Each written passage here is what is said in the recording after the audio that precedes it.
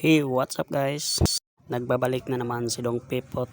Magsamok-samok na naman sa inyong newsfeed. Saksak sinagal na to guys, Bisaya, Tagalog.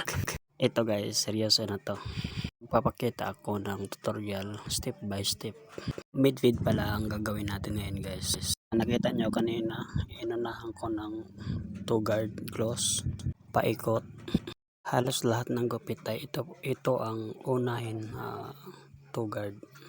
Kahit anong gupit style. Ang iba naman ay mag-overcome sila para makita nilang pagkabawas.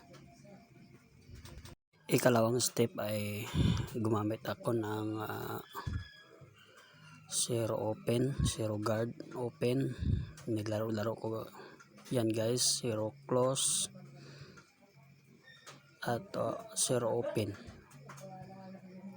Yan. At pangatlo ay 1 guard open. Ito ang tinatawag na 1.5 guard open at close lang yan guys. Unti-unti nating buburahin ang dark spot. Open at close lang natin yan guys. At sunod ay 0 open at 0 close. Yan, lalaruin. Buburahin na natin yung mga dark spot guys. Yung nakita nyong medyo maitim pa, yan ay gagamitan natin mamaya ng tinning scissor para mawala yung itim-itim. At ito guys, next steps, gumagawa na naman tayo ng devil's cut. Ito ang tinatawag na devil's cut, request ng ating client. Gamit tayo ng detailer.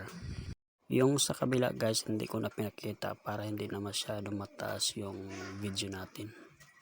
Ang ating client pala guys ay nag-request siya na may pa-style na tattoo. Guhit guys. Ang sabi niya ay mag-plus lang siya ng kanyang ibabayad sa akin. Ayan, hahitan na natin. Dahan-dahan lang tayo guys para hindi masaktan ang client natin. Gamitan natin ng gunting para mawala yung sobra-sobrang buhok. Ayan malapit na tayo matapos guys. Ayan, suklayin natin at basain. Ayan ang finished product natin guys. Thank you for watching.